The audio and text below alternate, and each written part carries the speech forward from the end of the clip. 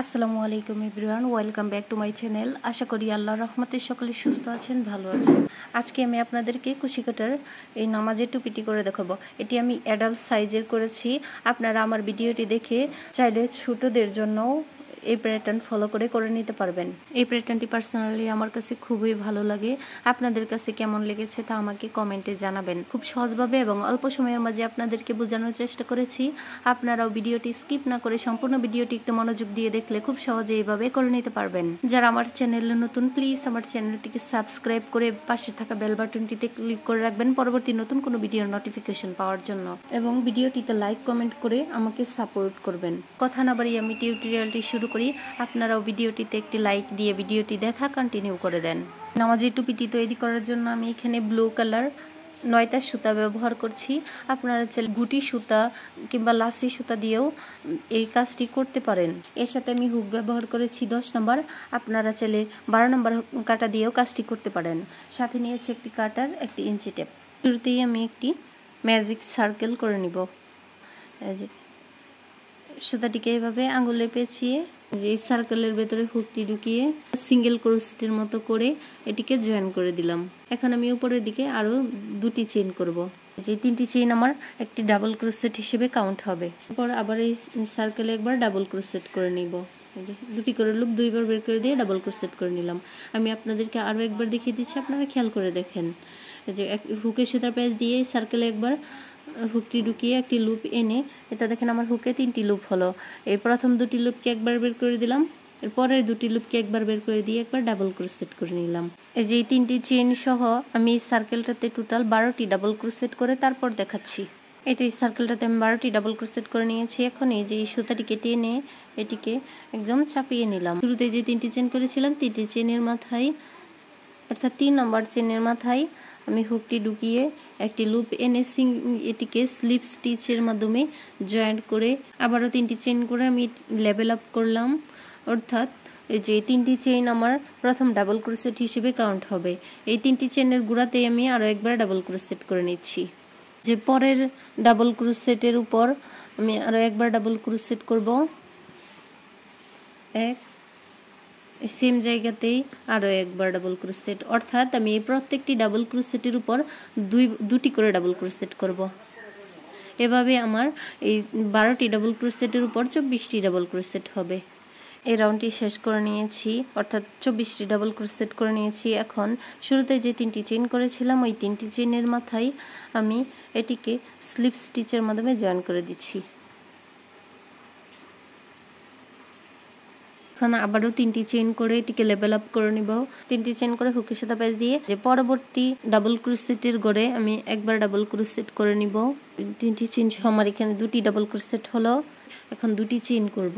হুকের সাথে প্যাচ দিয়ে নিচে থেকে কোনো গড়, অর্থাৎ কোন ডাবল ক্রোশেটের গড় স্কিপ করব না। পরের ডাবল ক্রোশেটের উপরেই একবার ডাবল ক্রোশেট করলাম।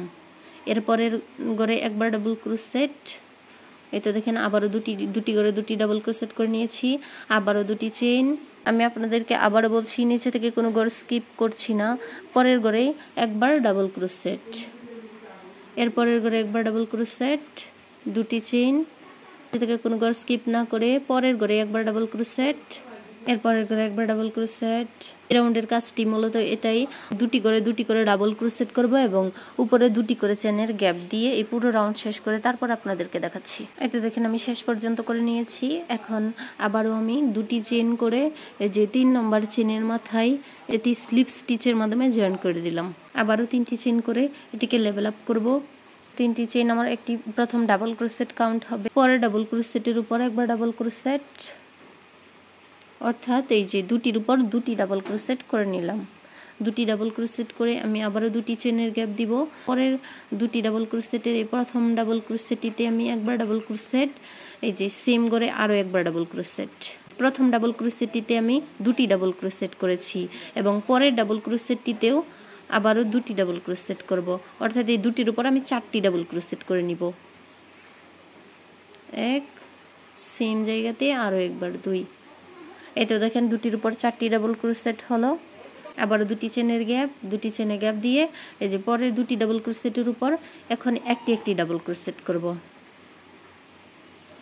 এক 2 আবারও দুটি চেনের গ্যাপ, এই যে দুটির উপর এখন 4টি ডাবল ক্রোশেট করব। আশা করি আপনাদের বুঝতে অসুবিধা হচ্ছে না। একবার দুটি করে ডাবল ক্রোশেট করব, এরপর দুটির উপর 4টি ডাবল ক্রোশেট করব। এখন আবার দুটি চেনের গ্যাপ দিব, দিয়ে এই যে দুটির উপর দুটি ডাবল ক্রোশেট করব। এরপর আবার দুটি চেনের গ্যাপ দিয়ে এই যে এই দুটির উপর 4টি ডাবল ক্রোশেট করব। এই নিয়ম ফলো করে আমি এই পুরো রাউন্ড শেষ করে তারপর আপনাদেরকে দেখাচ্ছি। পুরো রাউন্ড শেষ করে নিয়েছি। এখন আবারও আমি দুটি চেন করব। দুটি চেনের গ্যাপ দিয়ে যে শুরুতে যে 3টি চেন করেছিলাম এই 3টি চেনের মাথায় আমি এটিকে স্লিপ স্টিচের মাধ্যমে জয়েন করে দিচ্ছি। 5 নম্বর রাউন্ডের জন্য 3টি চেন করে আমি এটিকে লেভেল আপ করে নিলাম। এরপর এই যে পরে ডাবল ক্রোশেটে একবার ডাবল ক্রোশেট করে নিব। তো দুটির উপর দুটি ডাবল ক্রোশেট করে নিয়েছি। আবার দুটি চেনের গ্যাপ, দুটি চেনের গ্যাপ দিয়ে যে 4টি ডাবল ক্রোশেটের এই প্রথম ডাবল ক্রোশেটে আমি একবার ডাবল ক্রোশেট করলাম, এই সেম ঘরে আরও একবার ডাবল ক্রোশেট, অর্থাৎ এই প্রথম ডাবল ক্রোশেটটিতে আমি একই ঘরে দুটি ডাবল ক্রোশেট করে নিচ্ছি। মাঝের দুটি ডাবল ক্রোশেটে একটি ডাবল ক্রোশেট, এক, এরপরের ডাবল ক্রোশেটে একটি, এবং এই যে শেষে ডাবল ক্রোশেটটিতে আবারও আমি একই ঘরে দুটি ডাবল ক্রোশেট করে নিব। এই তো 4টির উপর এখন আমি 6টি ডাবল ক্রোশেট করে নিয়েছি। প্রত্যেক রাউন্ডে আমার এখানে দুটি করে ঘর ইনক্রিজ হবে। এখন দুটি চেনের গ্যাপ দিব, দিয়ে যে পরের দুটি ডাবল ক্রোশেটে একটি ডাবল ক্রোশেট করে নিচ্ছি।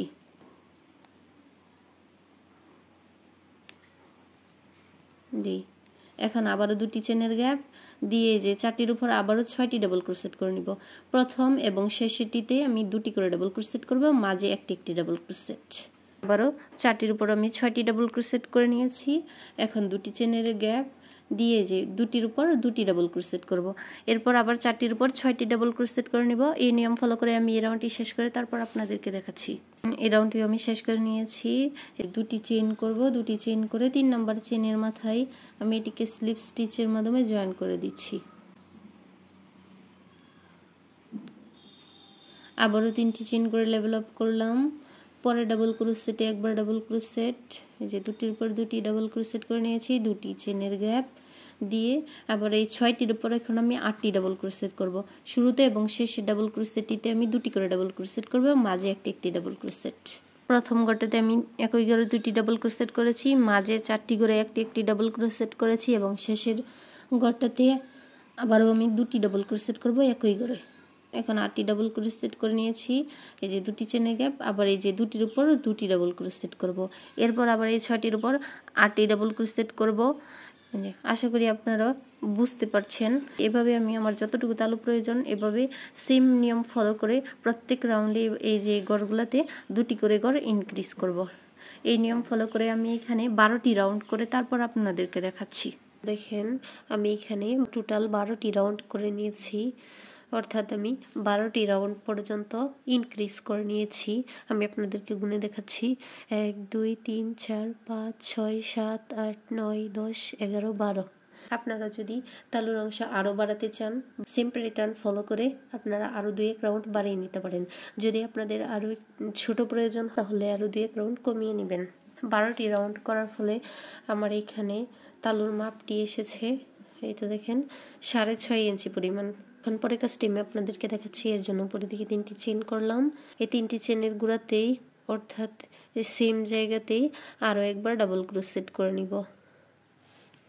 এটা দেখেন আমার একই জায়গায় দুটি ডাবল ক্রোশেট হয়েছে। এখন এই যে পরের ডাবল ক্রোশেটে আবারও 2বার ডাবল ক্রোশেট করব। 1 2, অর্থাৎ আমার এই দুটি ডাবল ক্রোশেটের উপর আমার এখানে 4টি ডাবল ক্রোশেট হয়েছে। আপনারা একটু খেয়াল করে দেখেন, এখানে আমি যেভাবে দুইটির উপর 4টি ডাবল ক্রোশেট করে ইনক্রিজ করেছিলাম, এখন আবার এই সেম কাজটি আমি রিপিট করব। অর্থাৎ এই যে দুটির উপর 4টি ডাবল ক্রোশেট করে নিয়েছি। এখন দুটি চেইন করলাম, দুটি চেইন করে হুকে সুতার প্যাচ দিয়ে এই যে প্রথম ডাবল ক্রোশেটটি আমি বাদ দিব, বাদ দিয়ে পরের ডাবল ক্রোশেটের উপর একবার ডাবল ক্রোশেট করে দিব। অর্থাৎ আমি এখানে একটি ঘর ডিক্রিজ করেছি। পরপর প্রত্যেকটি ঘরে একটি ডাবল ক্রোশেট করে নিব। এটা দেখেন প্রথমে একটি ডাবল ক্রোশেট আমি স্কিপ করেছি, শেষে এসেও আমি একটি ডাবল ক্রোশেট স্কিপ করব। এই যে দুটি চেইন করে এক, সেম করে আরো একবার 2, পরে ডাবল ক্রোশেটে আবারও দুটি ডাবল ক্রোশেট, এক, সেম করে আরো একবার 2। এই তো দুটির উপর 4টি ডাবল ক্রোশেট করে নিয়েছি। দুটি চেইন করে এই যে প্রথম ডাবল ক্রোশেটটি স্কিপ করে পরের ডাবল ক্রোশেটের উপর একবার ডাবল ক্রোশেট, এভাবে মাঝের প্রত্যেকটি ডাবল ক্রোশেটে একটি একটি ডাবল ক্রোশেট করে নিব। মাঝে ডাবল ক্রোশেটগুলোর উপর একটি একটি ডাবল ক্রোশেট করে নিয়েছি। এই যে শেষের ডাবল ক্রোশেটটি আমি আবার স্কিপ করে যে দুটি চেইন করে দুটি ডাবল ক্রোশেটের উপরে আবারও 4টি ডাবল ক্রোশেট করে নিব। যে এখানেও 4টি ডাবল ক্রোশেট করে নিলাম। আবারও দুটি চেইন করে প্রথম ডাবল ক্রোশেটটি স্কিপ করে পরের ঘরে একবার ডাবল ক্রোশেট।